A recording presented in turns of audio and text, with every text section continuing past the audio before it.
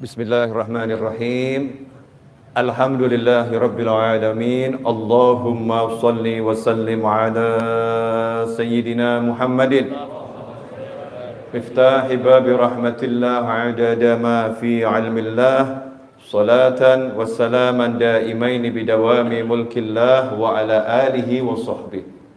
Allahumma shalli ala sayyidina Muhammadin salatan taftahu biha lana futuhal arifin wa tufaqihuna biha fid din wa ala alihi wa sahbihi. Assalamualaikum warahmatullahi wabarakatuh.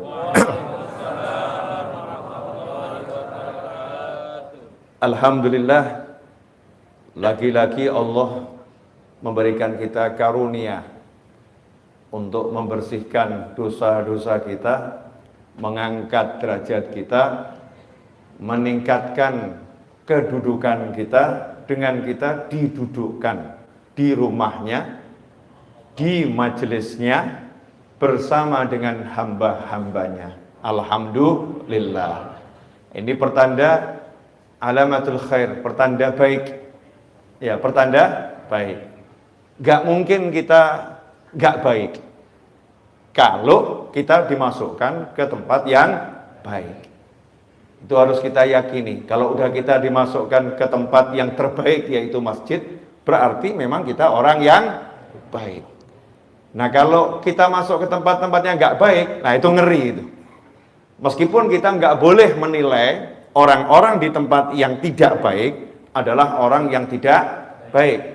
Tetapi untuk diri kita sendiri, kalau kita masuk ke tempat-tempat yang tidak baik, kita harus waspada. Jangan-jangan saya ini jadi orang yang nggak baik lagi nih, karena saya masuk ke tempat-tempat yang nggak baik. Sementara kalau kita lihat ada siapapun masuk ke tempat yang baik, walaupun wujudnya itu ya seperti itu. Mungkin hariannya nggak baik, tapi beliau masuk ke tempat yang baik, kita harus yakini ini min ahlil khair. Ini orang yang baik. Kalau nggak baik, nggak mungkin diizinkan sama Allah Ta'ala untuk masuk ke dalam rumahnya Allah Subhanahu wa Ta'ala. Kalau bahasa saya begini, saya selektif siapa yang saya izinkan masuk ke rumah saya. Ada yang sampai di halaman, monggo. Tapi kalau mau masuk rumah, bukakan pintu, diajak duduk, lah ini nanti dulu. Kita selektif siapa orangnya ini. Ya siapa orangnya. Begitu pula juga dengan antum, betul atau betul? Selektif. Perkantoran bahkan ada security. Perumahan ada security yang tidak memenuhi standar. Ya. Mall bahkan sekarang security-nya tambah aturan. Nggak pakai aplikasi peduli lindungi, walaupun kamu modelnya seperti apapun, security akan mengatakan mohon maaf, ya aplikasinya dulu, atau mungkin ada surat-surat yang mendukung baru bisa masuk. Begitu pula dengan rumahnya Allah Subhanahu wa Ta'ala, kita harus yakin siapa yang udah dimasukkan Allah ke sini berarti orang yang sudah layak, ya orang yang punya kualitas, ya orang yang punya kemuliaan. Terlepas kita nggak bisa melihat kemuliaannya, kita nggak bisa melihat kebaikannya, karena kebaikan antar individu yang satu dengan individu yang lain itu tidak sama. Ada pencuri, ada masuk masjid, baik enggak itu? Baik. Mencurinya yang enggak baik. Ada koruptor masuk masjid, baik enggak? Baik. Yang enggak baik apa? Mencurinya. Cuman namanya buat korupsi kan agak keren, korupsi ya. Ya, sama-sama maling kan beda level. Beda level, sehingga namanya juga berubah, ya, seperti itu. Ada orang ahli melihat yang haram masuk masjid, baik enggak? Baik. Melihatnya yang haram yang enggak baik. Tapi kalau sampai kita yang punya banyak hal enggak baik dimasukkan masjid, sadarlah berarti di diri kita ada minimal satu kebaikan yang menyebabkan Allah mengizinkan kita masuk ke dalam masjid.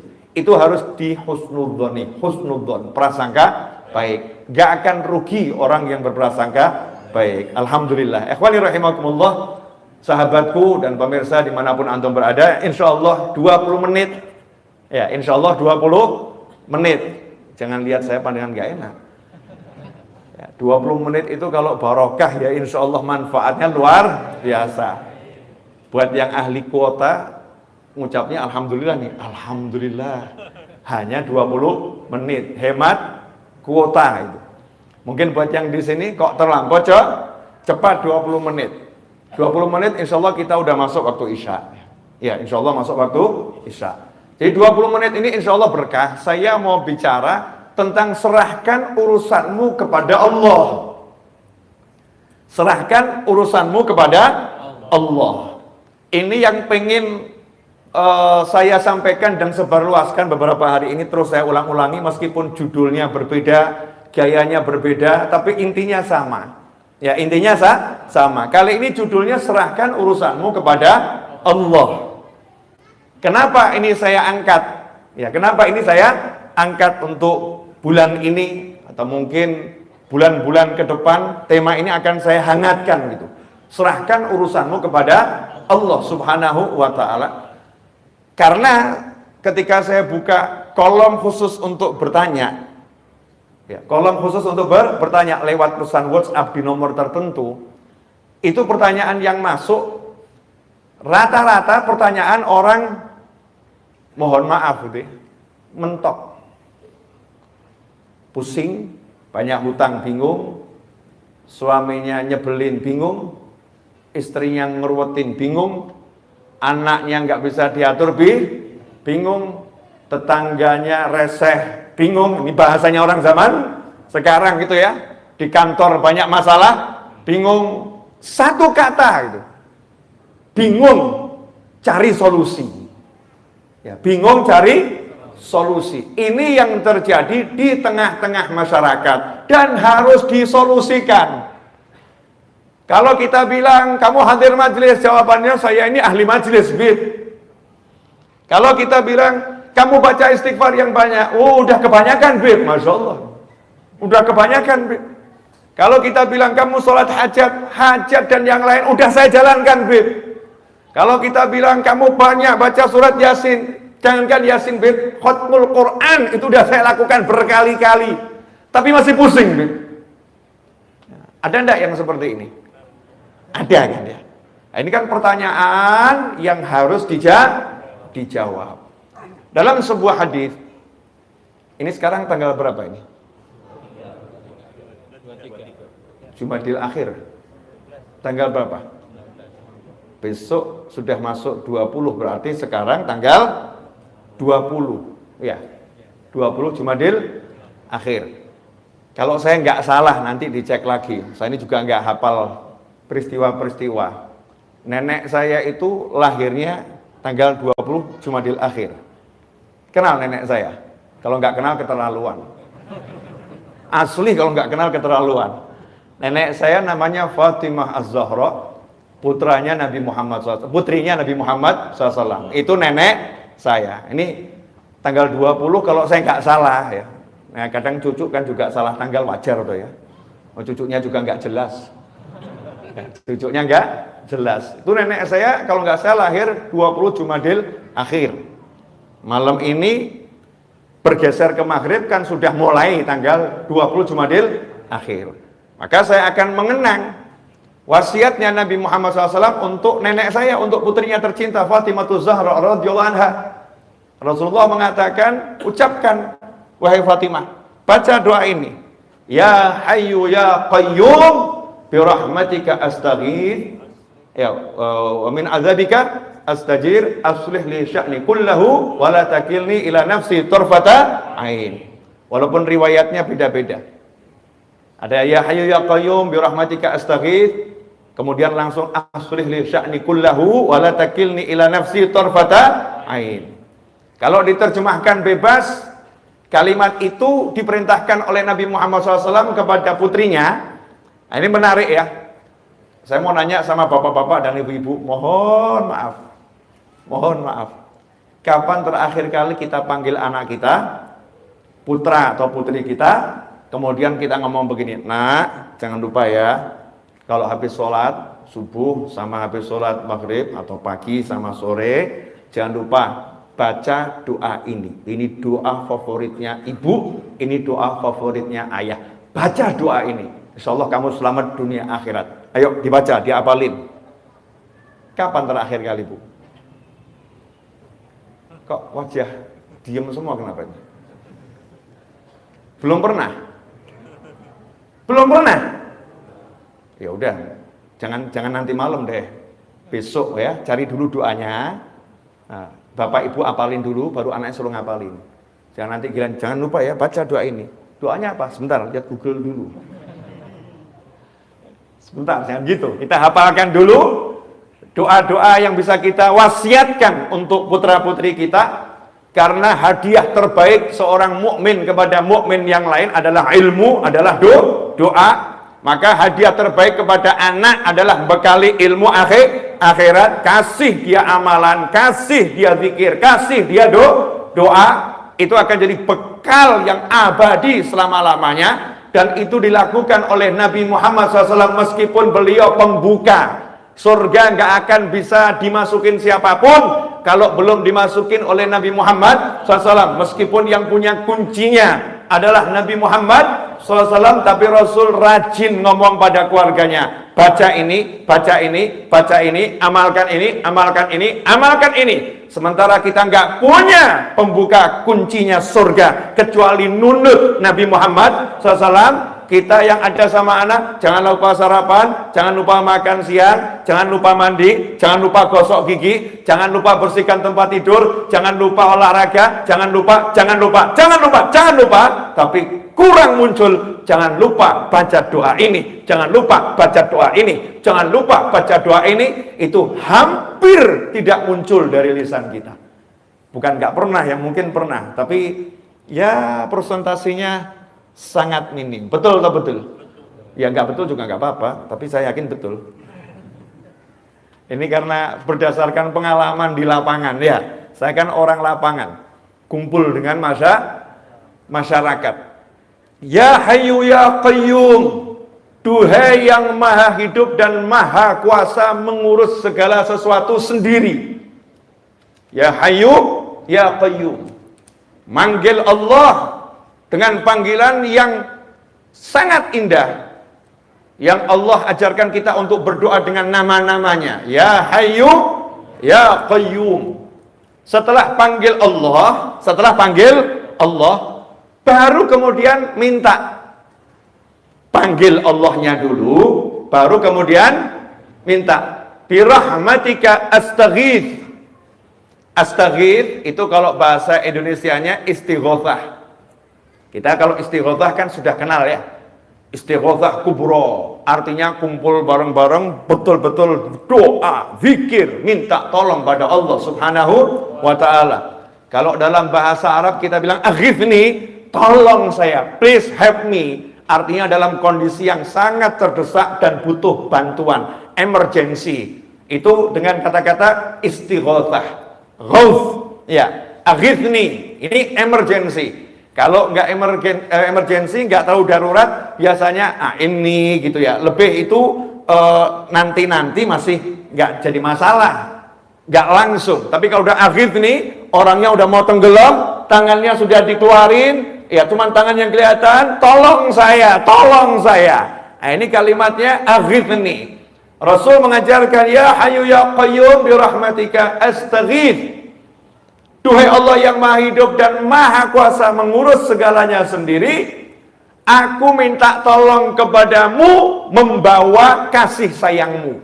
Jadi demi kasih sayangmu ya Allah, demi engkau maha pengasih, engkau maha penyayang, engkau rahmatmu mendahului amarahmu, rahmatmu meredam amarahmu. Demi semua itu ya Allah, tolong saya. Jangan lihat diri saya banyak dosa, jangan lihat diri saya nggak layak. Memang saya nggak layak, saya banyak dosa, memang saya banyak dosa. Tapi ini saya minta tolong dengan engkau kedepankan kasih sayangmu ya Rabb. Tunjukkan kasih sayangmu, tolong saya. Birahmatika astaghith.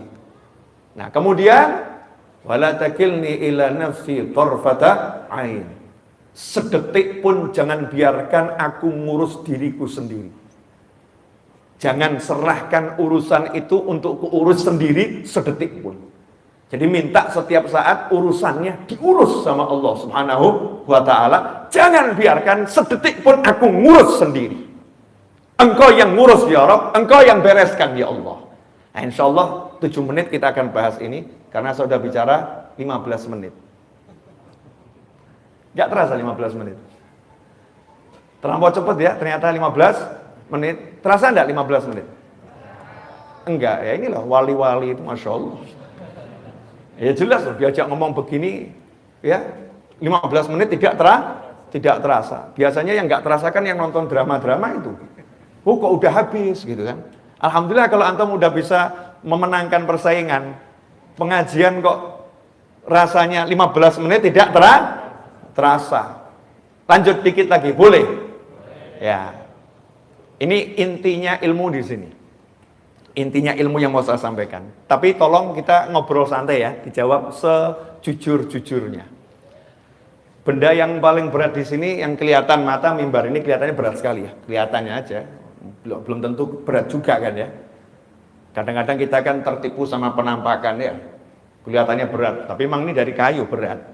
Kalau ada bocah anak saya ya, umurnya 8 tahun atau anak antum umurnya 7 tahun. Kemudian kita perintahkan sang anak, tolong nih mimbarnya kamu angkat nak. Mimbarnya kamu angkat nak. Tolong mimbarnya diangkat. Anak tadi kan sadar diri ya. Ayah, saya nggak kuat ngangkat mimbar itu. Ayah kan sayang sama saya. Tolong ayah, demi sayangku, demi sayangmu padaku, demi sayangmu padaku, jangan biarkan aku ngangkat mimbar ini sendirian. Jangan pasrahkan ini padaku ya ayah, wahai ayah. Tolong ayah panggilkan itu mas-mas yang membantu di rumah sini, 5 orang, biar mereka yang ngangkat. Aku saja yang melihat, mereka yang ngangkat. Boleh nggak anak ibu, anak bapak ngomong begitu? Boleh kan? Kenapa boleh ngomong seperti itu? Karena percaya ayahnya sayang. Karena percaya ayahnya sayang. Yang pertama itu. Yang kedua, percaya ayahnya punya wewenang untuk memerintahkan karyawan-karyawan yang bekerja dengan ayahnya di rumah itu. Betul atau betul? Sehingga ketika anak percaya ayahnya punya kuasa terhadap karyawan untuk memerintahkan karyawan, anak yang pandai cukup minta tolong pada ayahnya, please ayah, pakai karyawanmu untuk membantu aku melaksanakan perintahmu, membereskan apa yang engkau bebankan kepadaku. Betul atau betul? Maka ayah tadi begitu disinggung, ayah kan sayang sama aku. Jawabannya, of course, tentu. Yang paling sayang sama kamu ya aku, bapakmu, bukan bapaknya orang lain. Maka ayahnya ngomong, nih kan kutunjukkan sayangku padamu. Fulan, panggil bukan cuma 5 orang, 10 orang, angkat ini, pindahkan ke sana. Dengan bangga sang ayah menunjukkan pada anak. Betul atau betul? Oke, hidup itu sesimpel itu. Hidup itu sesimpel itu. Cuman nih ada yang namanya divisi anti doa yang dibuat oleh setan. Jadi setan tuh punya divisi khusus namanya divisi anti doa. Nih setan tuh kan ada ya, divisi rumah tangga ada sendiri. Ya, divisi mabuk ada sendiri. Divisi zina ada sendiri. Tapi setan punya divisi anti doa. Yang memasukkan ke kepala umat Nabi Muhammad SAW agar tidak berdoa. Atau kalau berdoa jangan sampai mempercayai doa. Oke, saya mau nanya nih sekarang. Ini kok wajahnya tegang semua kenapa? Senyum dikit kali gitu ya. Saya mau nanya, tolong dijawab jujur. Yang punya hutang angkat tangan. Ya, ayo ngangkat tangan, jangan malu gue. Punya hutang siapa tahu nanti kalau angkat tangan temennya lihat, ternyata dia punya hutang, dibayarin kan lumayan. Ya, ngapain malu ya? Punya hutang, iya masing-masing kan punya hutang. Itu kalau yang tinggal di perumahan, itu kan bayarnya PDAM belakangan toh ya. pakai duluan, bayar belakangan. Betul tuh, betul tuh. Iya seperti itu. Di negara PDAM kita pakai dulu, bayarnya belakangan. Listrik yang nggak pakai token, listrik yang nggak pakai token, pakai dulu, bayarnya belakangan. Berarti hutang atau nggak hutang itu? Hutang. Beli mobil ngangsur, tuh hutang nggak tuh? Hutang, pakai dulu, bayarnya belakangan. Jadi ya saya yakin nih 99,99999% punya hutang. Di antara orang yang berhutang, ada yang pusing. Pertanyaan saya, banyak atau ada? Nah, ini pelaku mulai ngaku. Banyak yang pusing. Pusing kenapa? Mau bayar hutang, nggak punya sesuatu yang digunakan untuk bayar hutang. Betul? Oke. Saat itu seharusnya kita kan cari solusi. Betul? Solusi agar hutang saya bisa terlunaskan. Benar? Nah, biasanya yang dipikir apa? Duit. Nah, kalau duit mulai lihat kalungnya istri masih ada enggak ya? Ini kalung nyonya bisa dijual. Ternyata udah enggak ada yang bisa dijual. Mulai lihat temennya, siapa yang bisa dihutangin? Ternyata masih punya hutang sama semua temennya, belum ada yang dibayar. Mentok, sumber penghasilan zero. Sementara hutangnya banyak. Pusing atau enggak pusing? Pusing. Ini wajar nih manusia, pusing. Karena pola berpikirnya memang salah. Pola berpikirnya salah, jadinya pusing. Kata mentok itu nggak ada. Untuk mukmin itu nggak ada judul mentok, nggak ada. Jalan buntu nggak ada. Mentok itu hanya satu, akhirat. Itu mentok. Setelah sampai akhirat, akhir nggak ada lagi ya. Setelah surga ya nggak ada, ya surga selama-lamanya di sana, mentok, habis. Tapi kalau hutang, masalah, nggak ada judulnya, udah mentok, nggak ada. Yang ada pikiranmu buntu. Betul. Karena kamu pakai pikiranmu sendiri, mikir sendiri, usaha sendiri, mengutamakan kemampuan sendiri, merasa dirimu Tuhan yang menguasai jagat raya ini, sehingga pikirmu bisa merubah sesuatu, maka dibuat blok. Ayo mikir apa lagi? Entok.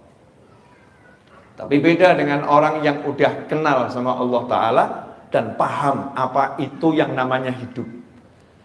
Hidup ini milik siapa? Inna lillahi wa inna ilaihi raji'un. Miliknya Allah. Semua miliknya Allah. Maka konsep yang paling sederhana, kembalikan segala sesuatu kepada Allah. Ketika mau berhutang, minta izin sama Allah. Ya Allah, saya mau hutang, tolong nanti lunaskan hutang saya ya Allah. Dengan mudah. Sekarang yang mau hutang nggak izin sama Allah, begitu mau hutang, lihat aset yang dimiliki. Betul nggak betul? Lihat kolega yang dimiliki. Lihat teman-teman yang bisa dihutangi nanti kalau kepepet. Lupa kalau yang maha kaya adalah Allah Subhanahu wa ta'ala. Langkah awal ketika berusaha sudah salah karena menyandarkan semua usahanya kepada makhluk, kepada ciptaan yang lemah, bukan kepada maha pencipta, yaitu Allah Ta'ala. Qul huwallahu ahad, Allahus samad. Katakanlah cuman Allah yang ada, Allah yang esa. Hanya Allah tempat berharap, bergantungnya segala sesuatu. Nah, alhamdulillah Allah tuh maha baik. Kirimkan utusan, ngajarin kita semua. Itulah makna la ilaha illallah Muhammadur Rasulullah SAW. Gak berhenti di la ilaha illallah, Tuhan hanya Allah, tapi Allahnya kasih utusan untuk menjelaskan semua kebutuhanmu. Semua yang menjadi harapanmu, semua menjadi keinginanmu, cara menggapainya bagaimana, biar selamat caranya bagaimana. Allah kirim utusan 100%, semua perbuatan dan ucapan dan diamnya utusan ini di bawah kendali Allah Subhanahu wa ta'ala. Jadi tidak ada yang lebih hebat dari Nabi Muhammad SAW. Ucapannya, diamnya, gerakannya, semua adalah wahyu ilahi. Jadi nggak mungkin salah. Kalau udah paham begini, tenang buat yang udah la ilaha illallah Muhammadun Rasulullah SAW. Begitu punya masalah apapun itu, yang pertama kali didatangi adalah Allahnya. Allahumma ya Allah, saya punya hutang, saya punya suami nyebelin, saya punya istri yang nggak bisa denger ucapan saya punya anak yang perilakunya udah kelewat batas, saya punya masalah di kantor, saya punya. Pertanyaan saya, ucapan kita yang seperti itu sebetulnya sama nggak dengan anak kita tadi? Ketika lapor sama bapaknya, sama nggak? Sama.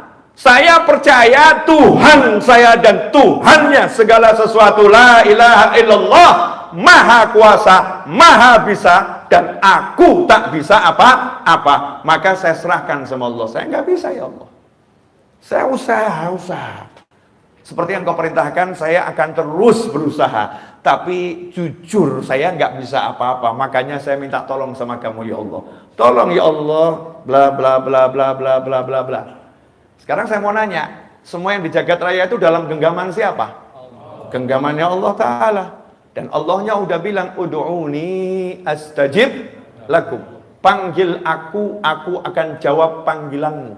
Makanya doa tadi pertama kali, Ya Hayyu Ya Qayyum. Kalau kita berdoa, Allahumma Rabbi inni Ya Rabbana, manggil Allahnya dulu. Allah. Nggak ada doa ujuk-ujuk. A'inni ala dzikrika wa syukrika wa husni ibadatik. Depannya pasti Allahumma. A'inni ala dzikrika wa syukrika wa husni ibadatik. Allahumma ya Rabb ya Rabbana. Semua itu bentuk manggil Allah Ta'ala. Maka nomor satu, panggillah Allah dengan yakin. Gak ada yang bisa selesaikan urusanmu kecuali Dia. PD, Allahumma. Begitu kita bilang Allahumma, langsung jawabannya, Labbaik abdi. Kenapa? What happened? Apa yang terjadi? Apa yang kamu butuhkan? Apa yang kamu inginkan? Kamu butuh apa?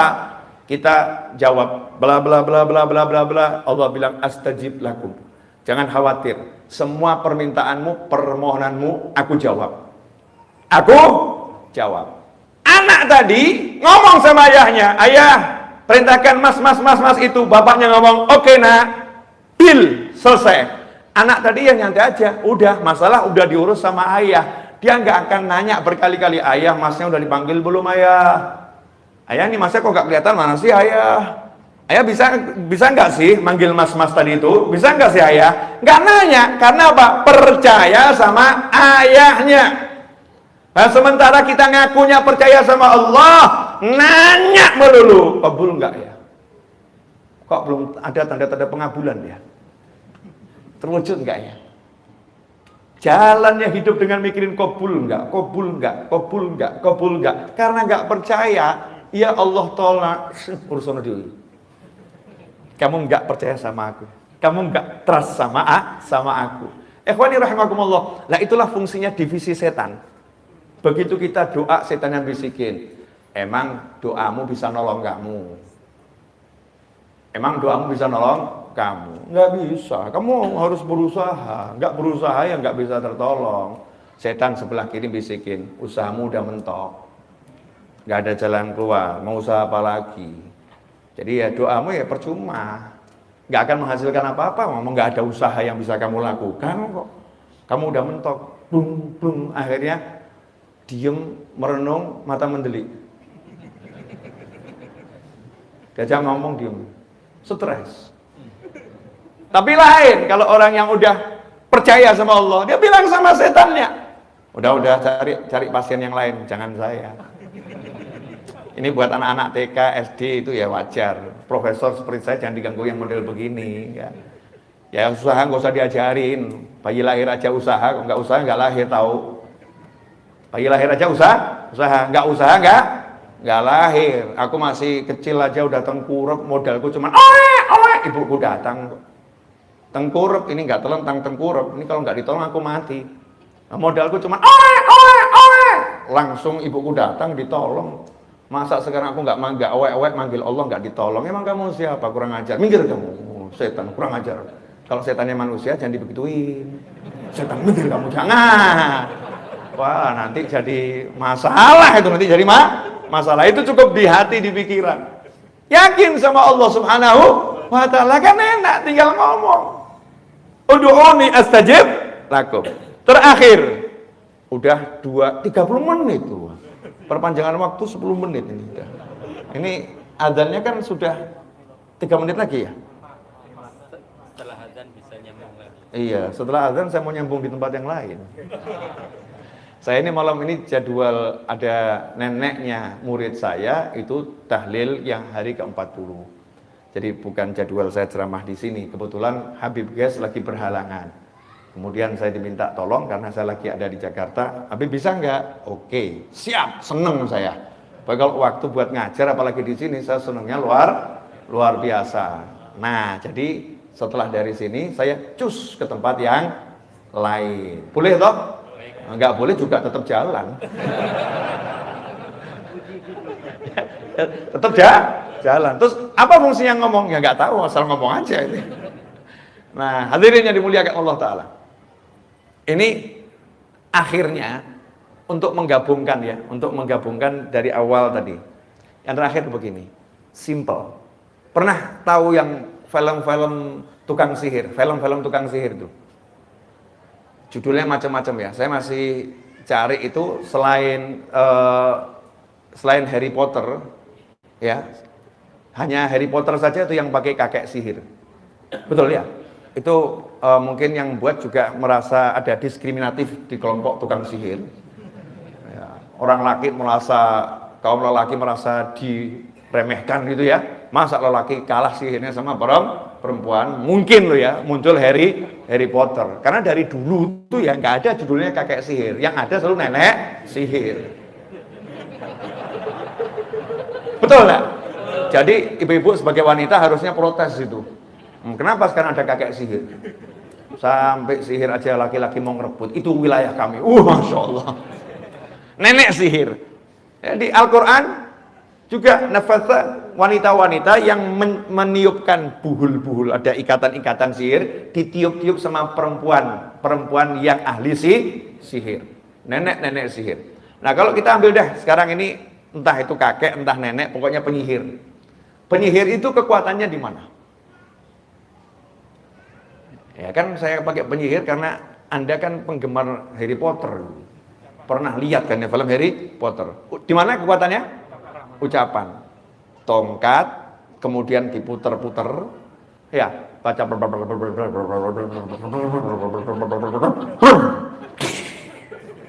Betul? Nah, pertanyaan saya, sekedar ucapan kemudian bisa jadi? Enggak. Ternyata ucapan harus dengan konsentrasi, percaya kalau ucapan itu akan membuahkan hasil. Betul? Kodok, bus jadi kodok. Kaget. Jadi percaya pada ucapan. Ucapannya ada, percayanya ada. Ucapannya, mantranya ada, yakinnya ada. Maka jadi. Betul begitu? Ya, itu penyihir. Masa muslim pakai ilmunya tukang sihir? Kan enggak. Nabi Muhammad SAW mengingatkan ilmunya anbiya wal mursalin, aulia wal solin, semuanya dari zaman Nabi Adam sampai kapanpun. Kekuatannya itu kalau penyihir ada mantra, kita merapal doa. Merapal doa. Kekuatannya adalah di kalimat-kalimat doa. Kalimat-kalimat doa. Makanya muncul sabda Nabi Muhammad SAW, ad-doa silahul mu'min. Doa itu senjatanya mukmin. Sementara sekarang mukmin udah diajarkan meninggalkan doa. Kalau mukmin udah meninggalkan doa, maka kekuatannya mukmin akan runtuh. Maka seharusnya yang kita munculkan sekarang percaya pada kekuatan doa. Karena Rasul bersabda, ud'ullah, kama qala sallallahu, berdoalah kepada Allah wa antum, sementara kalian mustaiqinun, percaya 100%, totalitas percaya pasti terwujud bil ijabah. pasti diwujudkan sama Allah Subhanahu wa ta'ala. Percaya doanya kabul, itu syarat orang yang berdoa. Nah kalau udah doa pesimis, kabul enggak ya, kabul enggak ya. Seperti penyihir yang belajar nyihir, mantranya hafal tapi enggak jadi-jadi ya. Kenapa? Kurang percaya saja. Kamu kasih percaya sedikit, jadi percaya. Nah, kalau kita mau hasil semua yang kita minta sama Allah Ta'ala, Allah cuma minta kita satu, trust me, percayai aku. Maka minta dengan yakin, dengan percaya, Allah Maha Kuasa untuk mewujudkan apapun keinginanmu. Kalau jawabannya lah, tapi saya kan nggak mampu, tapi saya kan nggak bisa, tapi saya kan, ya memang orang doa itu judulnya karena aku bodoh, karena aku lemah, karena aku nggak punya, karena aku, dan engkau maha kaya, engkau maha pandai, engkau maha bisa, engkau maha, makanya aku minta sama engkau ya Allah, kan begitu. Jadi kalau dikembalikan, kan kamu begitu, ya karena saya begini, makanya saya minta sama Allah. Kan kamu banyak dosa, makanya saya minta sama Allah, karena Allah nggak memandang dosanya orang yang meminta. Orang tuh minta nggak disyaratkan, ud'uni, mintalah kepadaku, panggil aku, kalau kamu baik baru aku kabulkan. Nggak ono. Ud'uni astajib lakum, bala syarat, nggak ada syaratnya. Nggak ada syaratnya.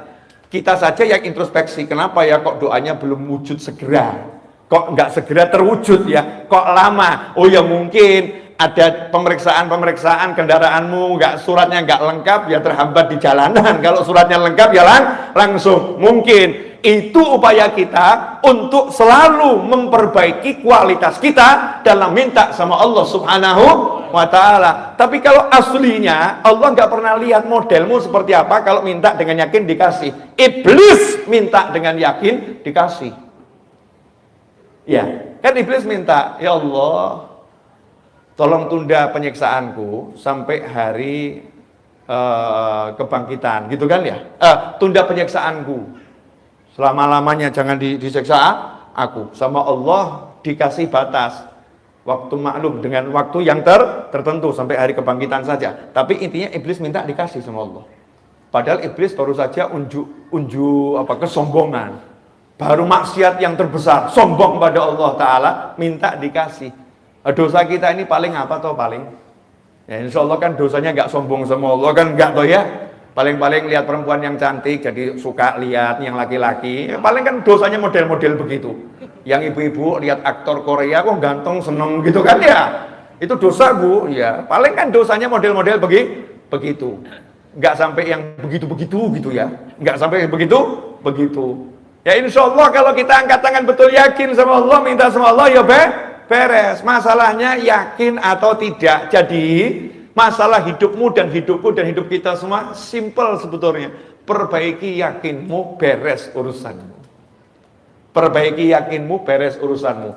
Dan anehnya ya, sama perusahaan yang menjanjikan gaji di akhir bulan kamu percaya, sama Allah yang sudah menjanjikan engkau berdoa pasti aku wujudkan, kenapa enggak percaya? Sama itu loh, kalau pesan online tuh ya, pesan online entah itu food apa gitu ya, kalau sudah pesan kemudian diklik, kemudian sudah siap dihantarkan, ya sudah siap dihantarkan, driver sedang mengantarkan pesananmu, ya engkau kan ya nyantai nunggu di rumah toh. Nggak ngecek terus setiap 1 menit dicek kan tidak ya. Nanti kalau udah datang kan ya datang. Kalau pesan kepada aplikasi online pesan barang pengirimannya next day, ya kita ya juga yakin kalau udah dikirim ya besok sampai. Nggak tiap detik ngecek sampai atau tidak. Kenapa kita pesan sama Allah Ta'ala kok nggak percaya pasti sampai? Seharusnya kita percaya, lanjutkan kehidupan. Jazakumullah khairan. Walafu minkum. 40 menit kurang 20 sekian detik saya udah berbicara. Mudah-mudahan yang singkat ini meskipun mengecewakan, membahagiakan. Wajahnya nggak enak semua gini ya. Ya. Nah, bagi yang ingin belajar lebih jauh sama saya buka kelas khusus di channel YouTube Habib Novel Alidrus. Itu ada program berbayar. Ya, ada program berbayar berlangganan channel YouTube dengan harga Rp99.900 setiap bulan. Ya, setiap bulan belum termasuk PPN. Nanti saya akan mengajar ajaran-ajaran khusus di situ. Di antaranya yang segera insya Allah saya akan mengajar di situ ya untuk pelanggan khusus. Channel saya kan untuk semuanya gratis, tapi ada ruangan khusus yang berbayar namanya ruangan santri virtual.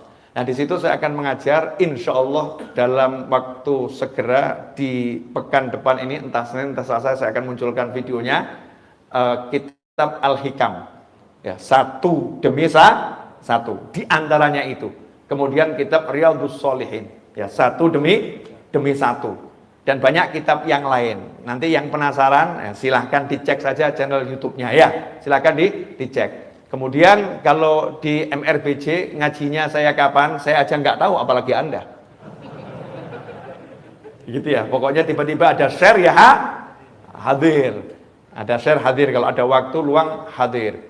Saya kalau lagi ngajar dimanapun, insya Allah saya live streamingkan. Jadi bisa lihat dari channel YouTube saya. Kita bisa terus belajar dimanapun kita berada. Pesan saya sebelum mengakhiri kajian di malam hari ini, jangan kita sibuk mengomentari orang lain, sibuklah mengomentari diri sendiri. Jangan pernah mengomentari hal-hal yang nggak perlu dikomentari. Tapi nggak mengomentari sholat anak kita yang belum beres, sholat pasangan hidup kita yang belum beres, sholat pembantu rumah tangga ART kita yang belum beres. Sibuklah memikirkan rumahmu agar selamat bangsamu. Jangan sibuk memikirkan rumah orang lain dan rumahmu tak pernah kamu perbaiki. Roboh bangunan yang ada di negeri ini. Paham maksud saya ya? Jadi fokus perbaiki diri sendiri dan kembalilah cari ilmu. Insya Allah akan jadi barokah dan manfaat. Wal afu minkum. Wassallallahu ala sayyidina Muhammadin wa alihi wasallam. Walhamdulillahi rabbil alamin. Wassalamualaikum warahmatullahi wabarakatuh.